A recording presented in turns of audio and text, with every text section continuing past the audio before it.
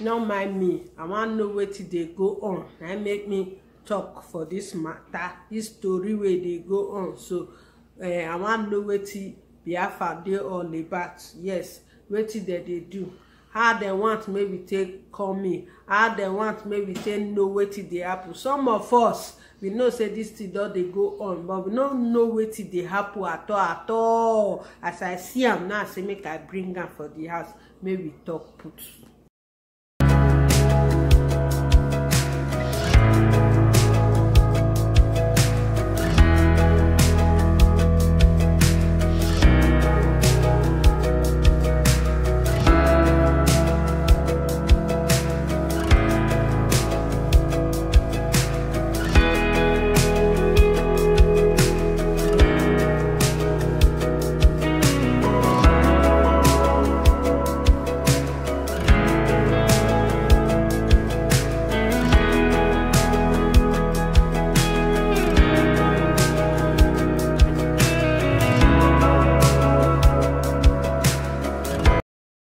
Good day to you wherever you may be. Yes, so today tori I wan knack am for my pidgin English. Yes, so that everybody will understand wetin I dey talk. Na so the matter be for today. As we na see am, as the matter come dey go like this, I say make I bring am make we talk put for my comment section. Una let me before I continue, no mind me. My name na Blessing. My channel name na Feb Square TV. Today I wan talk about this gist wey just dey go about, dey go viral, dey go everywhere about the Biafra. I wan know wetin e be. I no know. I don dey hear say see wetin dey happen, see wetin dey happen, but I wan know the real details. I get somebody wey dey talk about am o. I no understand. I no even know the side where she dey, because she dey do so many things for her channel. So when I come hear about this one, now I say which one come be this again? I go ask my people, make my people still explain to me, because I want to know. We know say one person cannot make a forest. Now people na go make it. You understand the point where I dey go now? So una go explain to me for my comment section how una see the matter. This meaning of this Biafra, what is it all about? Now war we dey fight. I wan know. Make una not blame me o. Make una not say this woman na JJC. But at the same time, I want una go check her channel for me. I go drop her link for my description box. Make una see for una self to wetin she dey do, wetin she dey talk about. But me, I dey here to let you know say make una explain better to me, because she don dey try o. She don dey try to tell me. Now I come tell her say me I no understand wetin dey happen. I no understand wetin dey happen at all. Abeg make una sef talk for this story. Una talk for this matter. Wetin dey happen? How we know say we need the way forward. You wey dey watch me, so you be Nigerian. Wherever you are, you feel say, oh, I not dey Nigeria, I dey Western world, wetin dem dey do not concern me. Na lie. E concern you, e concern me. You understand? Tomorrow, me and you, we go still go back there. Except say you want die put for here. You go still go back. So that we go know the way forward. We go know how the things dey go, how the things dey waka. We go know wetin dey happen. So that if you go get rest of mind. You no go dey fear. I know say most of us we don already know say no security, no light, but there can be a change when it has to do with security. May we talk about this matter wey dey in front of me. So this matter of Biafra. Wetin you think? How you look the matter? Wetin you expect? I go still talk about my brother for this matter. Nnamdi Kanu. Yes, wherever you are, bravo to you. The truth be say all of us, we don't answer up with the leave only him make they do. No, only one person not go fit do the thing. No, only him. He need your support. He need my support. You feel say, oh, I not get money. This one not be money matter. Make we dey talk. Now make me say we need more people to tell us more about this thing, because now let my sister I see wey dey talk am, and one of them again, okay, see for she, I go still drop a link, I go drop them. They speak better English, but me, I just dey talk my own as I sabi am, so that all of us we go talk for this matter. We go talk how the matter be. E concern us. Maybe we not say e no concern us. E concern us. You feel say, oh, you not be you be Nigeria. This na another na lie. Every one of us we dey involved for this matter. So I want maybe shook mouth for the thing. Maybe talk how the thing go take better for us. Not talk about how you go take collect money. Say no, this one not be money matter. This one na how we go take talk for the matter. Make we know how the thing dey go. I know say some people now don't turn to Biafra one Ada. Some people may not explain to us. We will be JJC. We not know wetin dey happen for the matter. May not tell us how the thing dey go. Wetin dey happen. How una want maybe take support? How una want maybe take join the train wey dey maybe know wetin dey happen. Na so I see am. I say so I go bring am come today. Make my people talk for the matter. Wetin una think? What is the way forward? How can we contribute on our own side? What do you want us to do?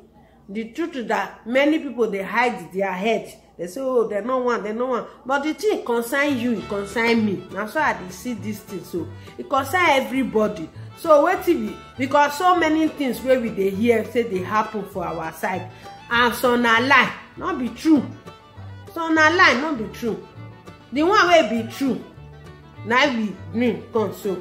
Say how the matter can be. We don't already dey hear say some people don't dey fight this thing. They come since so not be today start to, not be last year, not be 3 years ago, not be 5 years. The matter don't dey ground. But some of us like me, now me just dey hear. You understand? Now they know wetin dey go on. So I want know more. Now make me say I dey ask my sister for where she dey. Which one you dey do? I no understand you again. I no trust you. I no trust you. Wetin you dey do? You dey do entertainment for your channel. You dey do vlog for your channel. You dey do different thing. Now Biafra. So tell us. Abi I not call am where? Biafra. Abi not be so? Tell us which one you dey. Explain. No, I'm waiting for your reply. I not come do fight with anybody. I want to get more details about the meaning of this Biafra. What is it all about? Just explain to us. Not be matter of fight matter. Explain to us. Carry us along. We will be your fans. Now I be one of your fans also. Carry us along. Tell us how the matter they go. How the thing they be. How we fit help. We know say we not get money. You tell us say wetin dey now. As matter they go now. We want peace. So we no want peace. So we want make everybody they fight to tell us maybe we know. The fact we say we na peace we dey look for. And I know say this struggle, this matter wey dey for na for peace too. But we want to get more info. We want to get more things about it. How is it all about? Wetin dey happen? Because I notice sometimes when Nnamdi Kanu dey talk, some people they comment. I don't even know. I don't understand why they comment. Wetin they comment.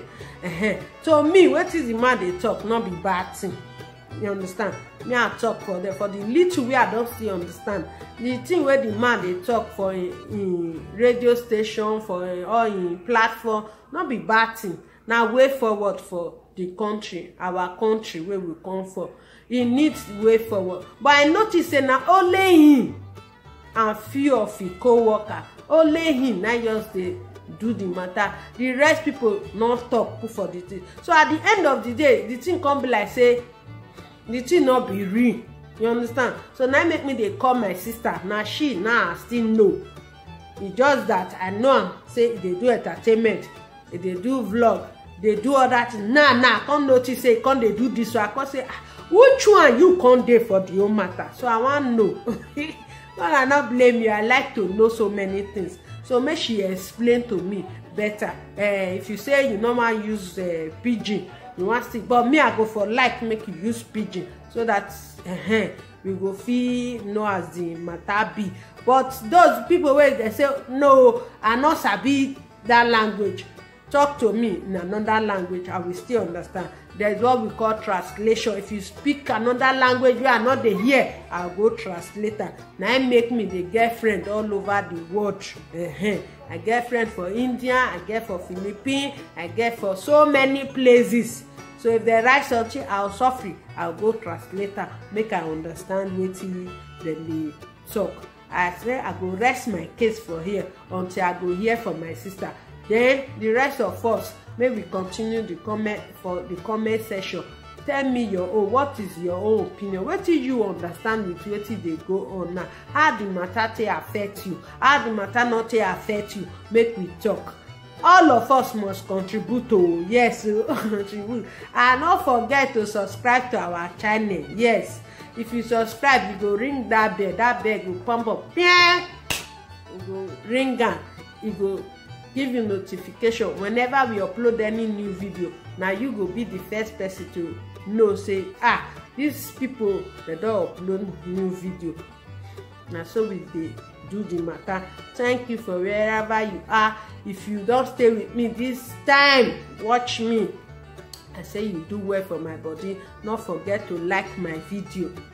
If possible, help me share so that those big people for up wey know wetin dey go on about this matter wey dey ground. So Biafra, they go hear, they go come talk for the matter. How the thing be? How wetin be the way forward? How we go do the matter? How the thing take concern us? We want know, because the thing not be only one person. Na him go dey talk the matter. So because this my sister wey I see am for in China, so where they talk the matter, so as I see am now, cause say wetin dey happen, wetin me sef I go talk am for my platform, make I hear people opinion, because me I wan learn, I wan know wetin dey go on, wetin dey happen, so that at the end of the day we will not be carried away. We will not know wetin we are.